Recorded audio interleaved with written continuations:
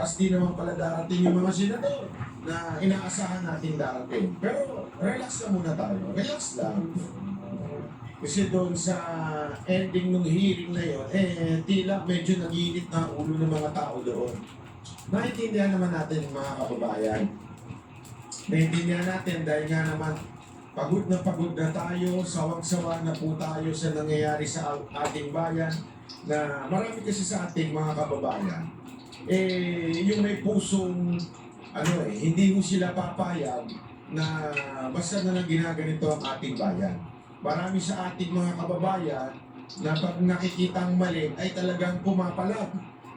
Alam naman po natin, kitang-kita naman po natin kaliwat kanan na ang maling ginagawa ng ating gobyerno. At kaya po nagagalit yung ating mga kababayan na tila parang helpless na. Meron na kaya kung sila ay frustrated na. Tapos nagkataon pa na inaasahan sa akin nila yung video na ito, pero hindi po sila umattend ang mga senador na supposedly ay kakampi ng taong bayan. Bakit kaya? Ako magbibigay na kasi ng insight. Alam mo naman tayo, meron tayo ng banso. Mga pro-tago sa loob ng Senado. Kaya bibigyan ko kayo ng tingnan na nangyari. Pero akita po kayo, akita kayo, dilat kayo Hindi, alam mo mga kababayan, sa totoo lang po, hati ang aking isip ang dami.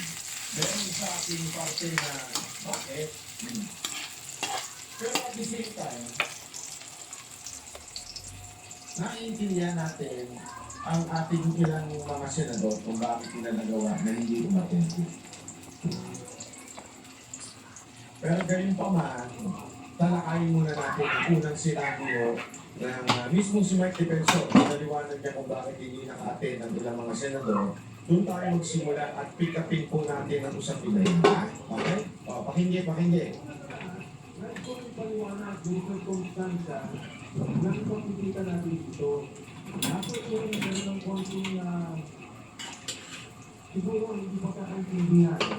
Yung mga kasama po natin dito, pero ito po ay talagang patawag ng Senate Blue Ribbon Committee. Dahil nga, hindi ko siguro convention, pinatawag ng mga ito, magkakahapon, lumang po ang buting Senador ng Pagpapila para tingnan at mali at tingnan at instruction dito sa ating ginagawa ng Senador. So, ito na po ito dahil bukas ay special session na ng Senado, tinatawag ng Palaso. At ang alam natin na ito ay matulog sa pagkakalo ng lideratan ng Senado. Hindi lang ang lideratan ng Senado, yun ay yung pagkakalo nila sa pagkakalo nila yung lideratan ng Blue Ribbon Committee. Ayan. Na kung yung pagkakalo ito, kahit mga ito na ang bilhin, pagpapahayag ng ating mga buking sundalo, ang ating mga bayani na nagsalita noong unang Blue Ribbon Committee. Ngayon yun, nagkakasama na apat. Nakasama na yun, papaglalaman ng itong Blue Ribbon video. At mangyayari, papagpatuloy nila yung naantalang pilitasyon na dapat nilang ipagpatuloy yung mga Blue Ribbon Committee na ating natin. Bisado ko ang sitwasyon ng ating bansa.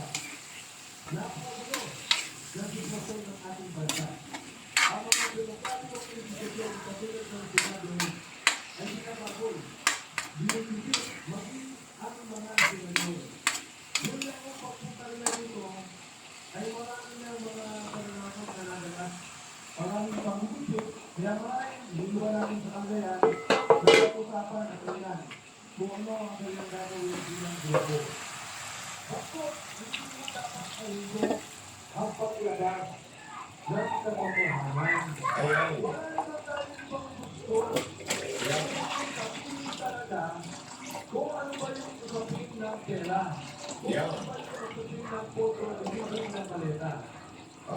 Napakaganda po ng sinabi mo dito ni Mike Defensor. Putulin po muna natin para mas maunawaan natin kung bakit hindi po umattend ang ilang senador. Ito pong pag Blue Ribbon nito, kung matatandaan niyo, in-announce mo ito ni Mike Defensor